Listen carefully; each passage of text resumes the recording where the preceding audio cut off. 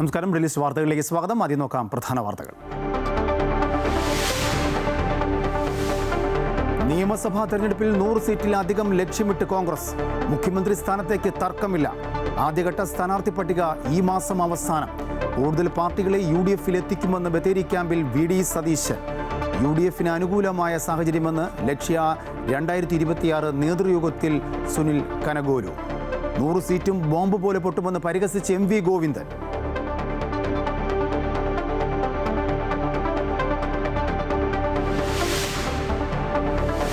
ശബരിമലയിൽ ദൈവത്തെപ്പോലും വെറുതെ വിട്ടില്ലെന്ന് സുപ്രീം കോടതി. നടന്നത് വലിയ ക്രമക്കേട്. ഹൈക്കോടതി പരാമർശം നീക്കണമെന്ന KP ശങ്കരദാസിന്റെ ഹർജി തള്ളി. അന്വേഷണത്തിന് SITക്ക് 6 ആഴ്ചത്തെ സമയം അനുവദിച്ച് ഹൈക്കോടതി. അന്വേഷണ സംഘത്തിൽ ഉൾപ്പെടുത്താൻ തീരുമാനിച്ച ഉദ്യോഗസ്ഥരുടെ രാഷ്ട്രീയ ബന്ധം വിവാദമായതോടെ പുതിയ പേരുകൾ സമർപ്പിച്ച SIT. മെക്സിക്കോ, ക്യൂബ, കൊളംബിയ രാജ്യങ്ങൾക്ക് മുന്നറിയിപ്പുമായി അമേരിക്കൻ പ്രസിഡന്റ് ഡൊണാൾഡ് ട്രംപ്. മയക്കുമരുന്ന് നിർമ്മാണവും കടത്തും തടഞ്ഞില്ലെങ്കിൽ വെനസ്വേലയ്ക്ക് സമാനമായ നടപടികൾ നേരിടേണ്ടി വരുമെന്ന ട്രംപ്. വേണ്ടിവന്നാൽ കൊളംബിയയെ ആക്രമിക്കുമെന്നും ഭീഷണി. ക്യൂബ സ്വയം തകരുമെന്നും ട്രംപ്.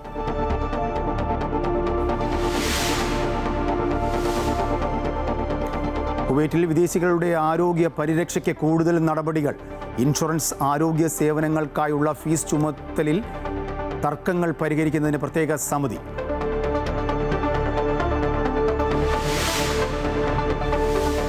ഗാസ മുനമ്പിലെ മാനുഷിക സാഹചര്യം കണക്കിലെടുത്ത് ഗാസയിൽ റിലീഫ് പ്രവർത്തനങ്ങൾ ഊർജിതമാക്കാൻ സൗദി നിർദ്ദേശം. വിമാനമാർഗവും കപ്പൽ വഴിയും കരമാർഗവും ഗാസയിൽ റിലീഫ് വസ്തുക്കൾ എത്തിക്കും.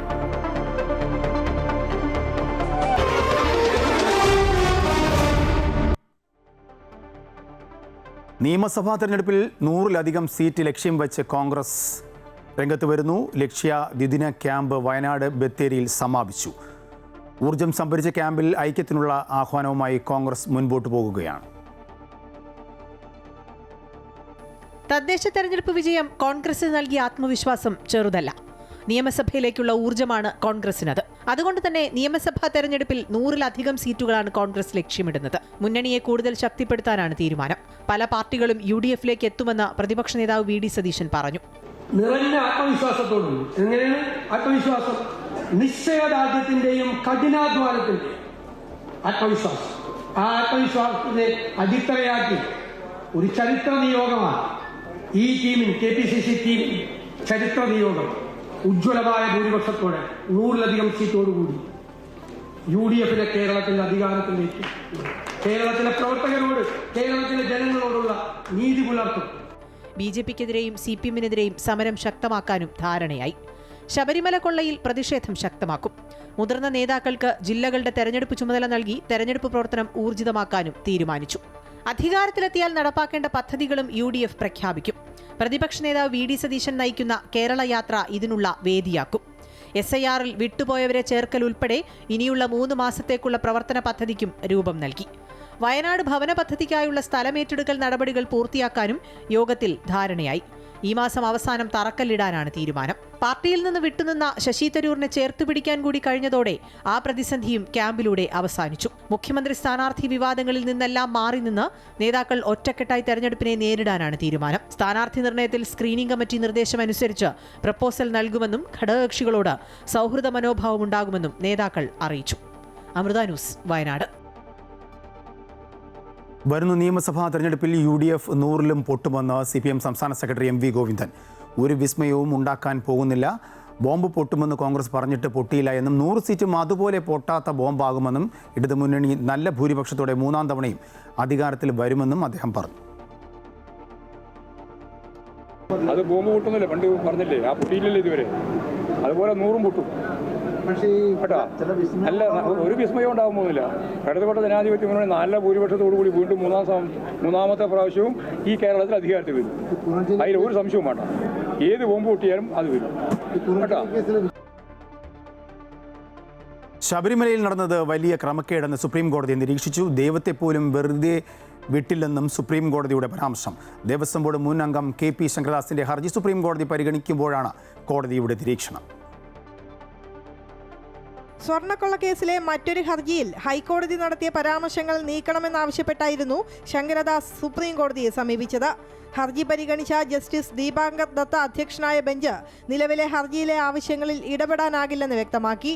ശബരിമലയിൽ നടന്നത് വലിയ ക്രമക്കേടാണെന്നും ദൈവത്തെ പോലും വെറുതെ വിട്ടില്ലെന്നും സുപ്രീം കോടതി നിരീക്ഷിച്ചു. 2019 ബോർഡ് മെമ്പർമാരായ ശങ്കർദാസ്, എൻ വിജയകുമാർ എന്നിവരെ എന്തിനൊഴിവാക്കിയെന്നും ഇവർക്കെതിരെ നടപടി എന്തുകൊണ്ടെടുത്തില്ലെന്നും സ്വർണ്ണക്കൊള്ളക്കേസിൽ ഹൈക്കോടതി ചോദിച്ചിരുന്നു. മറ്റു പ്രതികളുടെ ജാമ്യാപേക്ഷ തള്ളിക്കൊണ്ടായിരുന്നു കോടതിയുടെ അന്നത്തെ പരാമർശം. സ്വർണ്ണക്കൊള്ളയിൽ ശങ്കരദാസിന് ഉത്തരവാദിത്വമുണ്ടെന്ന് സുപ്രീം കോടതി പറഞ്ഞു. എന്നാൽ പ്രായവും ആരോഗ്യ പ്രശ്നങ്ങളും കണക്കിലെടുത്ത് ബന്ധപ്പെട്ട കോടതിയിൽ മുൻകൂർ ജാമ്യാപേക്ഷ നൽകാൻ സുപ്രീം കോടതി നിർദ്ദേശിച്ചു. 2019 കട്ടിളപ്പാളിയുമായി ബന്ധപ്പെട്ട് മുരാരി ബാബു നൽകിയ അപേക്ഷയിൽ സ്വർണം പൂശിയ ചെമ്പുപാളി എന്നതിന് പകരം ചെമ്പുപാളി എന്ന് മാത്രം പത്മകുമാർ തിരുത്തി എഴുതിയ സമയത്ത് ബോർഡ് അംഗമായിരുന്നു ശങ്കരദാസ്. എന്തായാലും പ്രത്യേക അന്വേഷണ സംഘത്തിന് തുടർ നടപടികൾ വേഗത്തിലാക്കാൻ പറ്റുന്ന നിരീക്ഷണങ്ങളാണ് സുപ്രീം കോടതി നടത്തിയിട്ടുള്ളത്. അമൃത ന്യൂസ്, ന്യൂഡൽഹി. BJP നേതൃത്വത്തിലുള്ള അതൃപ്തി പരസ്യമാക്കി ആർ ശ്രീലേഖ. മേയറാക്കാമെന്ന് പറഞ്ഞാണ് തന്നെ ഉയർത്തിക്കാട്ടിയതെന്നും അവസാന നിമിഷം നേതൃത്വം വാക്കുമാറ്റിയെന്നും ആർ ശ്രീലേഖ തുറന്നു പറഞ്ഞു. നിയമസഭാ തെരഞ്ഞെടുപ്പിൽ മത്സരിക്കില്ല എന്നും കൗൺസിലറായി ജനങ്ങൾക്കൊപ്പം ഉണ്ടാകുമെന്നും വ്യക്തമാക്കി. VV രാജേഷിനെ മേയർ സ്ഥാനത്തേക്ക് തിരഞ്ഞെടുത്തത് മുതൽ ശ്രീലേഖയ്ക്ക് അതൃപ്തി ഉണ്ടായിരുന്നു. എങ്കിലും പരസ്യമാക്കിയിരുന്നില്ല. ഡെപ്യൂട്ടി സ്പീക്കർ സ്ഥാനത്തെ സത്യപ്രതിജ്ഞ പൂർത്തിയാക്കാതെ മടങ്ങിയതും വാർത്തയായിരുന്നു.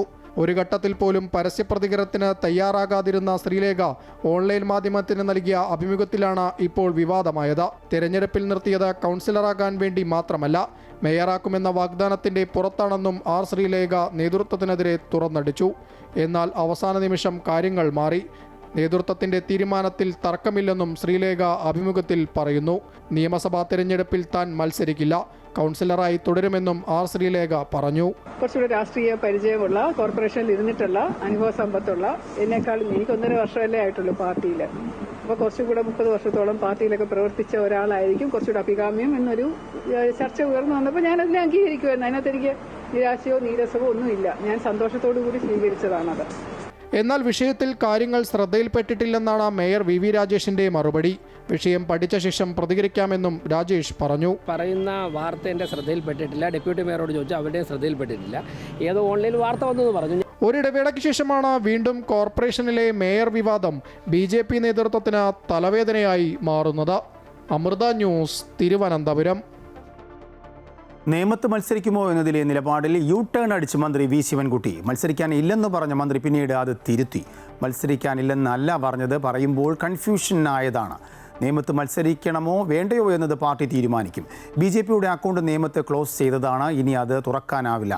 നേമത്ത് ഇടത് സ്ഥാനാർത്ഥിക്ക് മികച്ച വിജയമുണ്ടാകുമെന്നും ശിവൻകുട്ടി പറഞ്ഞു. നേമത്തേക്ക് ഞാൻ 2 പ്രാവശ്യം ജയിച്ചു, 1 പ്രാവശ്യം പരാജയപ്പെട്ടു, പിന്നെ 3 പ്രാവശ്യമായി. നിയമത്ത് ഞാൻ ഇല്ലെന്നോ ഉണ്ടെന്നോ സ്വന്തമായി പ്രഖ്യാപിക്കാനുള്ള അവകാശം സംഘടനാപരമായും പാർട്ടിപരമായും എനിക്കില്ല. അത് തെറ്റായ ഒരു വാർത്ത അത് പറഞ്ഞതാണ്. ഞാൻ അങ്ങനെ ഉദ്ദേശിച്ചിട്ടേ ഇല്ല. പാർട്ടിയാണ് അതിൽ നിയമത്ത് മത്സരിക്കണമോ വേണ്ടയോ എന്ന് തീരുമാനിക്കേണ്ടത്. അതേസമയം മന്ത്രി വി ശിവൻകുട്ടിയെ തിരുത്തി CPM സംസ്ഥാന സെക്രട്ടറി MV ഗോവിന്ദൻ. നേമത്ത് മന്ത്രി വി ശിവൻകുട്ടി മത്സരിക്കില്ലെന്ന് പറഞ്ഞത് ശരിയല്ല എന്നും അത് സംബന്ധിച്ച് ചർച്ചകൾ നടന്നിട്ടില്ലെന്നും അദ്ദേഹം പറഞ്ഞു. അത് മത്സരിക്കുമെന്നും പറഞ്ഞതും മത്സരിക്കുന്നില്ല എന്ന് പറഞ്ഞതും ഒക്കെ തെറ്റാണ്. ഞങ്ങൾ അതിനെപ്പറ്റി ആലോചിച്ചിട്ടേ ഇല്ല. ഞങ്ങൾ അത് സംബന്ധിച്ച് ഇതേവരെ ചർച്ച ചെയ്തിട്ടേ ഇല്ല. അപ്പോൾ മത്സരിക്കുകയോ ഇല്ലയോ എന്നുള്ളത് ഇപ്പോൾ പറയാൻ സാധിക്കുന്ന ഒരു ചോദ്യത്തിൻ്റെ ഉത്തരമല്ല. NSS നേതൃത്വത്തിനെതിരെ ബംഗാൾ ഗവർണർ CV ആനന്ദബോസ്. മന്നം സമാധിയിൽ പുഷ്പാർച്ചന അനുവദിക്കാത്ത അനുഭവമുണ്ടെന്ന് ഗവർണർ പറഞ്ഞു. എല്ലാ നായന്മാർക്കും അവകാശപ്പെട്ടതാണ് മന്നത്ത് സ്മാരകമെന്നും ഒരാൾക്ക് മാത്രമാണോ അവകാശമെന്നും ആനന്ദബോസ് പ്രതികരിച്ചു. അഭിപ്രായ വ്യത്യാസങ്ങളുടെ പേരിൽ NSS നേതൃത്വത്തിന്റെ നിലപാടുകളിൽ പലപ്പോഴും രാഷ്ട്രീയ നേതൃത്വങ്ങൾ വിമർശനം ഉന്നയിക്കാറുണ്ട്. അതിനേക്കാൾ കടുത്ത വിമർശനമാണ് പശ്ചിമബംഗാൾ ഗവർണർ CV ആനന്ദബോസ് നടത്തിയിരിക്കുന്നത്. ഗവർണറായി ചുമതലയേൽക്കുന്നതിന് മുൻപായി പുഷ്പാർച്ചനയ്ക്കെത്തിയപ്പോഴായിരുന്നു അവഗണനയെന്ന് CV ആനന്ദബോസ് പറയുന്നു. മന്നം ജയന്തിയോടനുബന്ധിച്ച് NSS ഡൽഹി ഘടകം സംഘടിപ്പിച്ച പരിപാടിയിൽ സംസാരിക്കുകയായിരുന്നു പശ്ചിമബംഗാൾ ഗവർണർ. ജനറൽ സെക്രട്ടറി നേരിട്ടെത്തി തന്നെ സ്വീകരിച്ചുവെന്നും എന്നാൽ ചായ കുടിച്ച ശേഷം തിരികെ അയക്കുകയാണുണ്ടായതെന്നും ആനന്ദബോസ് പറഞ്ഞു. എല്ലാ നായന്മാർക്കും അവകാശപ്പെട്ടതാണ് മന്നത്ത് സ്മാരകം. ഒരാൾക്ക് മാത്രമാണോ കുത്തക അവകാശമെന്നും അദ്ദേഹം ചോദിച്ചു. ഞാനവിടെ ചെന്നു. അദ്ദേഹം എൻ്റെ കാറിൻ്റെ അടുത്ത് വന്ന് കാറിൻ്റെ ഡോറൊക്കെ തുറന്ന് സ്വീകരിച്ചു. എനിക്ക് ചായ തന്നു, എന്നോട് സംസാരിച്ചു. കാറിൽ കയറ്റി തിരികെ അയക്കുകയും ചെയ്തു. സമാധിയിൽ പുഷ്പാർച്ചന നടത്തുന്ന കാര്യമൊന്നും പറഞ്ഞില്ല. അപ്പോൾ എനിക്ക് സമാധിയിൽ പുഷ്പാർച്ചന നടത്താൻ അവകാശമില്ലേ? ഈ നായർ സമുദായത്തിൽ പിറന്ന ഓരോരുത്തരും ജീവിതത്തിൻ്റെ ഓരോ ഘട്ടത്തിലും മന്നത്താചാര്യൻ്റെ സമാധിയിൽ പോയി പുഷ്പാർച്ചന നടത്തേണ്ടതല്ലേ? നമ്മുടെ അവകാശമല്ലേ? അത് കാരണവന്മാരെ ബഹുമാനിക്കുക. ഇത് ആർക്കെങ്കിലും ഒരാൾക്ക് മാത്രം കുത്തക അവകാശമാണോ? താനൊരു കരയോഗം നായരാണെന്ന് പറഞ്ഞ CV ആനന്ദബോസ് സമുദായത്തിന്റെ പേരിലാണ് തനിക്ക് പദവി ലഭിച്ചതെന്നും പറയുന്നുണ്ട്. ഗേറ്റ് കീപ്പറെ കാണാനല്ല ആരും പെരുന്നയിലെത്തുന്നത്. ഡൽഹിയിൽ മന്നത്തിന്റെ സ്മാരകം നിർമ്മിക്കണമെന്ന് CV ആനന്ദബോസ് ഡൽഹി ഘടകത്തോട് ആവശ്യപ്പെട്ടു. ഈ കാവൽക്കാര് ഒരു കാര്യം ഓർക്കണം, ഗേറ്റ് കീപ്പേഴ്സ്, അവരെ കാണാനല്ല ജനങ്ങൾ വരുന്നത്. ഞാൻ പിന്നെ വരുന്ന NSSൽ പോകുന്നത് ഇപ്പോഴുള്ളവരെ കാണാനല്ല, അവരെ ബഹുമാനിക്കുന്നത് സത്യമാണ്. പക്ഷേ മന്നത്താചാര്യന് ആദരവർപ്പിക്കാനാണ്. ഡൽഹിയിൽ മന്നം സ്മാരകം നിർമ്മിക്കാൻ 1 മാസത്തെ ശമ്പളം സംഭാവന നൽകുമെന്നും ബംഗാൾ ഗവർണർ അറിയിച്ചു. അമൃത ന്യൂസ്, ന്യൂഡൽഹി. മന്നം സമാധിയിൽ പുഷ്പാർച്ചന നടത്താൻ അനുമതി ലഭിച്ചില്ലെന്ന പശ്ചിമ ബംഗാൾ ഗവർണർ CV ആനന്ദബോസിന്റെ ആരോപണം തള്ളി NSSും രംഗത്തെത്തി. ആനന്ദബോസ് പറയുന്നത് പോലെ ഒരു സംഭവം ഉണ്ടായിട്ടില്ല എന്ന് NSS general secretary G Sukumaran Nair പറഞ്ഞു. ആനന്ദബോസ് പെരുന്നയിൽ വന്ന് തന്നെ കണ്ടിരുന്നുവെന്നും എന്നാൽ പുഷ്പാർച്ചന നടത്തണമെന്ന് പറഞ്ഞിട്ടില്ല എന്നും സുകുമാരൻ നായർ പറഞ്ഞു. ആവശ്യപ്പെട്ടിരുന്നുവെങ്കിൽ പുഷ്പാർച്ചന നടത്താൻ അവസരം ഒരുക്കുമായിരുന്നു എന്നും അദ്ദേഹം കൂട്ടിച്ചേർത്തു. തൊണ്ടിമുതൽ കേസിൽ ശിക്ഷിക്കപ്പെട്ട മുൻ മന്ത്രി ആന്റണി രാജുവിനെതിരെ നടപടിയെടുക്കാൻ ബാർ കൗൺസിൽ. ആന്റണി രാജുവിനെതിരെ സ്വമേധയാ കേസെടുക്കുവാനുള്ള തീരുമാനത്തിലാണ് ബാർ കൗൺസിൽ. അഭിഭാഷക ജോലിയിൽ നിന്നും പുറത്താക്കാനാണ് നീക്കം. അടുത്ത ബാർ കൗൺസിലിൽ യോഗത്തിൽ തീരുമാനം ഉണ്ടാകും. ബാർ കൗൺസിൽ അച്ചടക്ക സമിതിയോട് തുടർ നടപടി നിർദ്ദേശിക്കും. തൊണ്ടിമുതൽ കൃത്രിമം കാണിച്ചത് അതീവ ഗൗരവമാണെന്നും ആന്റണി രാജുവിൻ്റെ നടപടി നാണക്കേട് ഉണ്ടാക്കിയെന്നും ബാർ കൗൺസിൽ ഭാരവാഹികൾ പ്രതികരിച്ചു. ആന്റണി രാജു MLA അയോഗ്യനാക്കിയത് LDFന് തിരിച്ചടിയാകില്ല എന്ന് CPM സംസ്ഥാന സെക്രട്ടറി MV ഗോവിന്ദൻ. പതിറ്റാണ്ടുകൾക്ക് മുമ്പുണ്ടായ കേസാണിതെന്നും വസ്തുതാപരമായി പരിശോധിച്ചതാണെന്നും തങ്ങൾക്ക് അതറിയാമെന്നും പറഞ്ഞു. LDFന് ഒരു തിരിച്ചടിയില്ല. 4 പതിറ്റാണ്ടിനടുത്ത് മുമ്പുണ്ടായിരുന്ന ഒരു കേസ് സംബന്ധിച്ച് ഇപ്പോൾ ഒരു വിധി വന്നതിന് LDFന് തിരിച്ചടി വന്നിരിക്കുന്നു.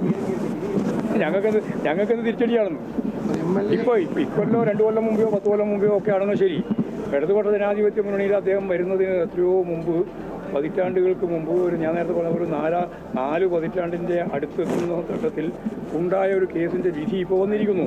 ആ വിധി വസ്തുനിഷ്ഠമായ രീതിയിൽ വന്നു കഴിഞ്ഞാൽ ആവശ്യമായ നിലപാട് സ്വീകരിക്കുക. അതിലെന്ത് ഞങ്ങൾക്ക് തിരിച്ചടി വന്നിരിക്കുന്നു. ഡൽഹി കലാപത്തിന് ഗൂഢാലോചന നടത്തിയ കേസിൽ ഉമർ ഖാലിദിനും ഷർജിൽ ഇമാമിനും ജാമ്യമില്ല. ഇവർ ജയിലിൽ തുടരും. സുപ്രീം കോടതിയിൽ നിന്നും വലിയ തിരിച്ചടിയാണ് ഇരുവർക്കും ഉണ്ടായത്. ശക്തമായ തെളിവുകൾ ഉണ്ടെന്നാണ് കോടതിയുടെ നിരീക്ഷണം. ഇവർ നടത്തിയത് ഭീകരവാദമെന്നും കോടതി പറഞ്ഞു. 2020 ഫെബ്രുവരിയിൽ പൗരത്വ ഭേദഗതി നിയമത്തിനെതിരായ പ്രതിഷേധത്തിനിടെ ഉണ്ടായ കലാപത്തിനായി ഗൂഢാലോചന നടത്തിയെന്നാണ് ഒമർ ഖാലിദ്, ഷർജിൽ ഇമാം ഉൾപ്പെടെയുള്ളവർക്കെതിരായ കേസ്. 5 വർഷമായി വിചാരണയില്ലാതെ തടവിലാണ് എന്ന് ചൂണ്ടിക്കാട്ടിയാണ് പ്രതികൾ ജാമ്യഹർജി നൽകിയത്. ഹർജി നേരത്തെ ഡൽഹി ഹൈക്കോടതി തള്ളിയിരുന്നു. ഈ പശ്ചാത്തലത്തിലാണ് സുപ്രീം കോടതിയെ സമീപിച്ചത്. ഹർജിയിൽ വിധി പറഞ്ഞ ജസ്റ്റിസുമാരായ അരവിന്ദ് കുമാറും NV അഞ്ചാരിയും അടങ്ങിയ 2-അംഗ ബെഞ്ച് പ്രതികൾക്കെതിരെ ശക്തമായ തെളിവുകളുണ്ടെന്ന് നിരീക്ഷിച്ചു. കേസിൽ ഉൾപ്പെട്ട എല്ലാവരെയും ഒരുപോലെ കാണാനാകില്ലെന്ന് പറഞ്ഞുകൊണ്ടാണ് ഒമർ ഖാലിദ്, ഷർജിൽ ഇമാം എന്നിവരുടെ ജാമ്യാപേക്ഷ തള്ളിയത്. UAPA ചുമത്തിയ കേസിൽ വിചാരണ നീണ്ടുപോകുന്നത് ജാമ്യം ലഭിക്കാൻ കാരണമല്ലെന്ന് കോടതി വ്യക്തമാക്കി. അതേസമയം കേസിൽ ഉൾപ്പെട്ട ഗുൽഫിഷ ഫാത്തിമ, ഷിഫ ഉർ റഹ്മാൻ, മീര ഹൈദർ, മുഹമ്മദ് സലീം ഖാൻ, ഷദാദ് അഹമ്മദ് എന്നിവർക്ക് കോടതി ഉപാധികളോടെ ജാമ്യം അനുവദിച്ചു. ഒമർ ഖാലിദും ഷർജിൽ ഇമാമുമാണ് കലാപത്തിന് ഗൂഢാലോചന നടത്തിയത് എന്നാണ് അന്വേഷണ സംഘത്തിന്റെ കണ്ടെത്തൽ. രാജ്യവിരുദ്ധ പ്രസംഗങ്ങളും മുദ്രാവാക്യങ്ങളും ഇരുവരും മുഴക്കിയെന്നും രാജ്യവിരുദ്ധ ശക്തികളിൽ നിന്ന് സഹായം ലഭിച്ചിരുന്നുവെന്നും അന്വേഷണ സംഘം പറയുന്നുണ്ട്. 2020 ജനുവരി 28-നാണ് ദേശവിരുദ്ധ പ്രസംഗം നടത്തിയെന്ന കേസിൽ ഷർജിൽ ഇമാം അറസ്റ്റിലാകുന്നത്. 2020 സെപ്റ്റംബർ 14-ന് കലാപാഹ്വാന കേസിൽ UAPA ചുമത്തി ഒമർ ഖാലിദിനെയും അറസ്റ്റ് ചെയ്തു. 2020 ഫെബ്രുവരിയിൽ ഡൽഹിയിൽ നടന്ന കലാപത്തിൽ 57 പേരാണ് മരിച്ചത്. 700-ലധികം പേർക്ക് പരിക്കേൽക്കുകയും ചെയ്തിരുന്നു. Amrita news, New Delhi. Devaswom board president K ജയകുമാറിനെ IMG ഡയറക്ടർ പദവിയിൽ നിന്നും നീക്കാൻ സർക്കാർ തീരുമാനം. ടിങ്കു ബിസ്വാളിന് IMG ഡയറക്ടറായി ചുമതല നൽകി. കഴിഞ്ഞ മന്ത്രിസഭാ യോഗമാണ് തീരുമാനമെടുത്തത്. K ജയകുമാർ 2 ദിവസത്തിനുള്ളിൽ രാജി സമർപ്പിക്കും. IMG ഡയറക്ടറായിരിക്കുന്ന കെ ജയകുമാർ തിരുവിതാംകൂർ ദേവസ്വം ബോർഡ് പ്രസിഡന്റായി നവംബറിലാണ് ചുമതലയേറ്റത്. സർക്കാർ പദവിയിലിരിക്കെ ദേവസ്വം ബോർഡിന്റെ അധ്യക്ഷനാകാൻ നിയമപരമായി സാധ്യമല്ല എന്ന് ചൂണ്ടിക്കാട്ടി മുതിർന്ന IAS ഉദ്യോഗസ്ഥൻ B. അശോക് കോടതിയെ സമീപിച്ചിരുന്നു. സർക്കാർ പദവിയിലിരിക്കുന്ന ആരും ബോർഡിന്റെ ഭരണസമിതിയിൽ അംഗമാകാൻ പോലും പാടില്ല എന്നാണ് ദേവസ്വം മാനുവലിൽ പറയുന്നത്. ഇത് ചൂണ്ടിക്കാട്ടി ജയകുമാറിന്റെ നിയമനം അസാധുവാക്കണമെന്നാവശ്യപ്പെട്ടാണ് B. അശോക് ജില്ലാ കോടതിയെ സമീപിച്ചത്. എന്നാൽ തന്നെ നിയമിച്ചത് സർക്കാരാണെന്നും തീരുമാനമെടുക്കേണ്ടത് താനല്ല എന്നുമാണ് അന്ന് കെ ജയകുമാറിന്റെ നിലപാട്. ജയകുമാറിനെ മാറ്റേണ്ടതില്ല എന്ന മുഖ്യമന്ത്രിയും പ്രതികരിച്ചിരുന്നു. എന്നാൽ B. അശോകിന്റെ ഹർജി ഈ മാസം 15-ന് കോടതി പരിഗണിക്കാനിരിക്കെയാണ് ജയകുമാറിനെ IMGയിൽ നിന്ന് മാറ്റാൻ മന്ത്രിസഭായോഗം തീരുമാനിച്ചത്. പകരം തദ്ദേശ സ്വയംഭരണ വകുപ്പ് പ്രിൻസിപ്പൽ സെക്രട്ടറി ടിങ്കു ബിസ്വാളിന് ചുമതല നൽകി. കഴിഞ്ഞ മന്ത്രിസഭായോഗത്തിലാണ് തീരുമാനമുണ്ടായത്. 2 ദിവസത്തിനുള്ളിൽ കെ ജയകുമാർ രാജി സമർപ്പിക്കും. അതേസമയം കേസുമായി താൻ മുന്നോട്ടു പോകുമെന്നും സത്യപ്രതിജ്ഞ ചെയ്ത വേളയിൽ സർക്കാർ പദവി ഉണ്ടായിരുന്നതിനാൽ നിയമനം അസാധുവാക്കണമെന്ന ഹർജി നിലനിൽക്കുമെന്നും B. അശോക് പ്രതികരിച്ചു. നിയമനം റദ്ദാക്കിയുള്ള കോടതി വിധി വരുന്നതുവരെ നിയമപോരാട്ടം തുടരാൻ തന്നെയാണ് B. അശോകിന്റെ തീരുമാനം. അതേസമയം IAS കേഡറിലുള്ള IMG ഡയറക്ടർ പദവിയിൽ വിരമിച്ച ചീഫ് സെക്രട്ടറി 7 വർഷമാണ് തുടരുന്നത്. ഇതിനെതിരെ അഡ്മിനിസ്ട്രേറ്റീവ് ട്രിബ്യൂണലിൽ കേസ് നടക്കുകയാണ്. 2 ആഴ്ചയ്ക്കുള്ളിൽ ട്രിബ്യൂണലിൽ വിധി വരാനിരിക്കെയാണ് കെ ജയകുമാറിനെ സർക്കാർ നീക്കുന്നത്. Anfili D'Souza, Amrita news, Thiruvananthapuram. Venezuela president Nicolas മദുറോയെയും ഭാര്യ സിലിയ ഫ്ലോറസിനെയും പിടികൂടിയതിന് പിന്നാലെ മെക്സിക്കോ, ക്യൂബ, കൊളംബിയ എന്നീ രാജ്യങ്ങൾക്കെതിരെ നടപടി ഉണ്ടാകുമെന്ന് US പ്രസിഡന്റ് ഡൊണാൾഡ് ട്രംപിന്റെ മുന്നറിയിപ്പ്. ലഹരി ഭീകരതയ്ക്കെതിരെ രാജ്യം ശക്തമായ നടപടി എടുക്കുമെന്നാണ് ട്രംപിന്റെ താക്കീത്.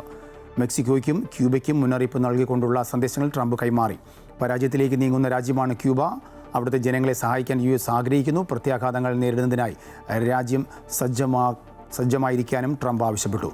മെക്സിക്കോയിലെ മയക്കുമരുന്ന് മാഫിയകളെ തുരത്താൻ US സഹായം വാഗ്ദാനം ചെയ്തിരുന്നുവെങ്കിലും അവർ അത് നിരസിച്ചുവെന്നും മയക്കുമരുന്ന് വിതരണ ശൃംഖലകൾക്കെതിരെ US നടപടി ഉണ്ടാകുമെന്നും ട്രംപ് അറിയിച്ചു. സൗദിയിൽ പുതിയ ഇനം പെട്രോൾ പുറത്തിറക്കാൻ തീരുമാനിച്ചതായി സൗദി ദേശീയ എണ്ണ കമ്പനിയായ സൗദി ആരാംകോ അറിയിച്ചു. പ്രാദേശിക വിപണി ആവശ്യകതയെക്കുറിച്ച് ഊർജ്ജ മന്ത്രാലയത്തിൽ നിന്ന് ലഭിച്ച വിവരങ്ങളുടെ അടിസ്ഥാനത്തിലാണ് ഒക്ടെയിൻ 98 ഇനത്തിൽപ്പെട്ട പെട്രോൾ പുറത്തിറക്കുന്നതെന്ന് സൗദി ആരാംകോ അറിയിച്ചു. വിപണിയിൽ നിലവിലുള്ള ഉൽപ്പന്നങ്ങളെ ബാധിക്കാത്ത നിലയ്ക്ക് ഉപഭോക്താക്കൾക്ക് ഒന്നിലധികം ഇന്ധന ഓപ്ഷനുകൾ നൽകാനും ഉൽപ്പന്ന ശ്രേണി വൈവിധ്യവൽക്കരിക്കാനുമാണ് പുതിയ ഇനം പെട്രോൾ പുറത്തിറക്കുന്നത്.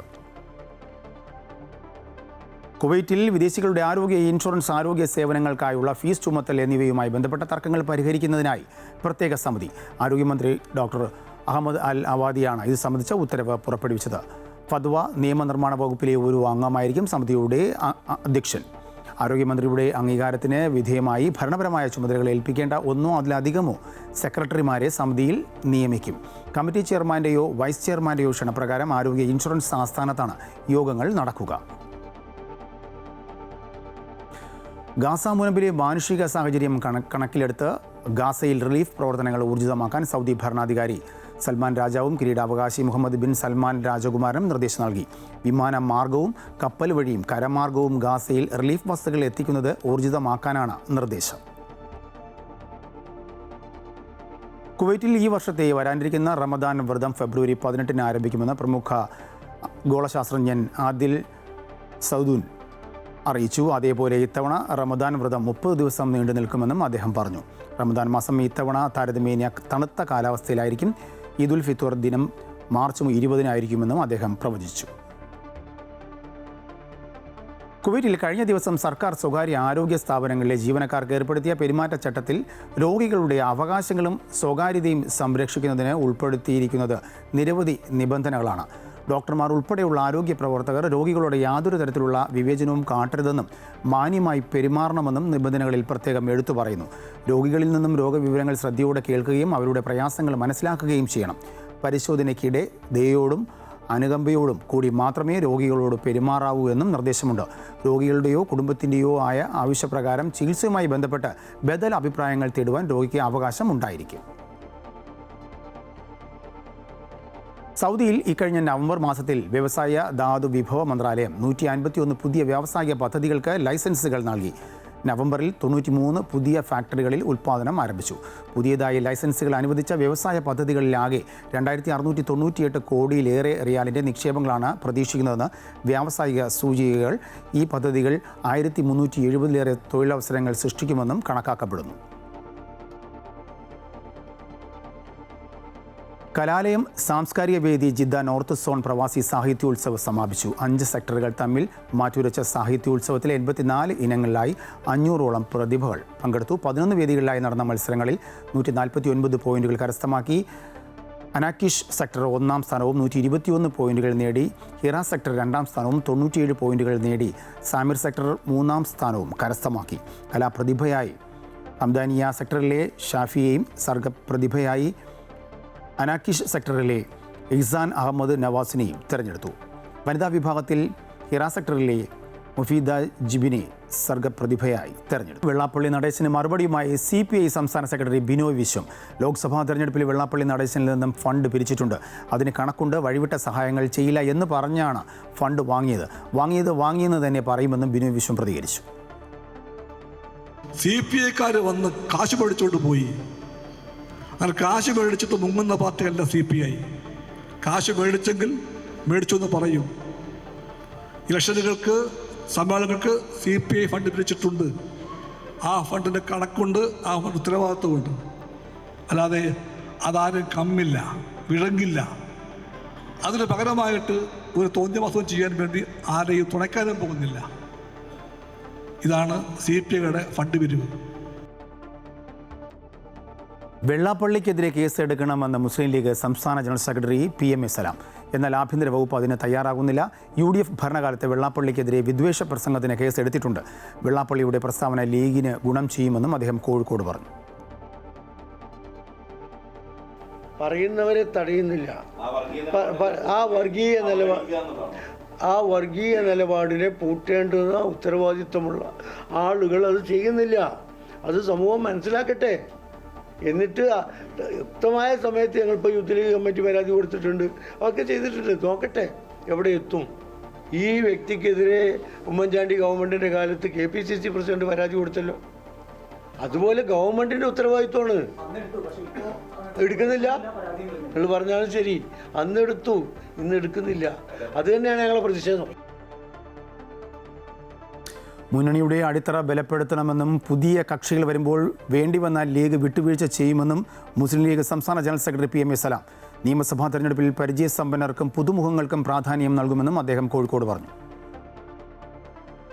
ജനുവരി 15 മുമ്പ് UDFിലെ ഘടകകക്ഷികൾ തമ്മിലുള്ള സീറ്റ് വിഭജനം പൂർത്തിയാക്കണം എന്നാണ് UDF യോഗത്തിൻ്റെ തീരുമാനം. അതനുസരിച്ച് അടുത്ത് തന്നെ ഉഭയകക്ഷി ചർച്ച കോൺഗ്രസും മുസ്ലിം ലീഗും തമ്മിൽ ഉണ്ടാകും. ആദ്യഘട്ട ചർച്ചകൾക്ക് ശേഷം കോൺഗ്രസിൻ്റെയും ഘടകകക്ഷികളുടെയും ഒക്കെ മനസ്സറിഞ്ഞതിന് ശേഷം മുസ്ലിം ലീഗും ഒരു സ്ട്രാറ്റജി തയ്യാറാക്കി കൂടുതൽ ഗൗരവതരമായ ചർച്ചകളിലേക്ക് നടക്കും, തീരുമാനമെടുക്കും. നിയമസഭാ തെരഞ്ഞെടുപ്പിൽ കൂടുതൽ സീറ്റുകൾ ലഭിക്കാൻ അർഹതയുണ്ടെന്ന് മുസ്ലിം ലീഗ്. അക്കാര്യം ചർച്ച ചെയ്യുമെന്ന് സാദിഖ് അലി ശിഹാബ് തങ്ങൾ പറഞ്ഞു. പരമാവധി വോട്ടുകൾ ചേർക്കും മുന്നണി വിപുലീകരണത്തിന്റെ സാധ്യത പരിശോധിക്കുമെന്നും ലീഗ് നേതൃത്വം വ്യക്തമാക്കി. തിരുവനന്തപുരം നെയ്യാറ്റിൻകര അതിയന്നൂരിലെ തുഞ്ചൻ ഭക്തി പ്രസ്ഥാന പഠന കേന്ദ്രത്തിൻ്റെ വ്യാസമഹർഷി പുരസ്കാരം Amrita television senior producer GR ശ്രീദേവിക്ക് ജനുവരി 9 ധനു ഉത്രം നക്ഷത്ര മഹോത്സവത്തോടെ അനുബന്ധിച്ചുള്ള പരിപാടിയിൽ വെച്ച് പുരസ്കാരം സമ്മാനിക്കും. പ്രദേശത്തെ ഭാഷാസ്നേഹികളും തുഞ്ചത്തെഴുത്തച്ഛൻ്റെ പിൻതലമുറയിൽപ്പെട്ടവരും ചേർന്ന് രൂപീകരിച്ചതാണ് തുഞ്ചൻ പ്രസ്ഥാന പഠന കേന്ദ്രം. അമൃത ടെലിവിഷനിലെ സന്ധ്യാദീപം പരിപാടിയുടെ പ്രൊഡ്യൂസറാണ് GR Sridevi. Amritam powered by Dhanalakshmi Bank, banking on relationships forever.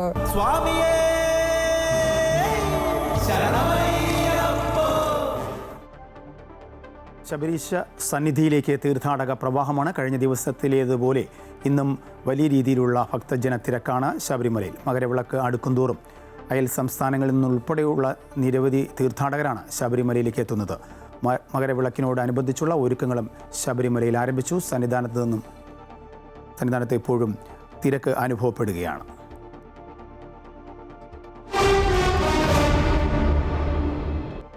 ഇനി കായിക വാർത്തകൾ നോക്കാം. വിജയ് ഹസാരെ ട്രോഫിയിൽ കേരളം പോണ്ടിച്ചേരി മത്സരം നാളെ നടക്കും. അഹമ്മദാബാദിൽ രാവിലെ 9 മണി മുതലാണ് മത്സരം. കഴിഞ്ഞ മത്സരത്തിൽ രാജസ്ഥാനെയും ഝാർഖണ്ഡിനെയും കേരളം തോൽപ്പിച്ചിരുന്നു. ഝാർഖണ്ഡിനെതിരെ രോഹനും സഞ്ജുവും സെഞ്ചുറി നേടിയിരുന്നു. ഇതോടുകൂടി വാർത്താ ബുള്ളറ്റിൻ പൂർണ്ണമാകുന്നു. കൂടുതൽ വാർത്തയ്ക്കായി അമൃത ന്യൂസ് യൂട്യൂബ് കാണുക.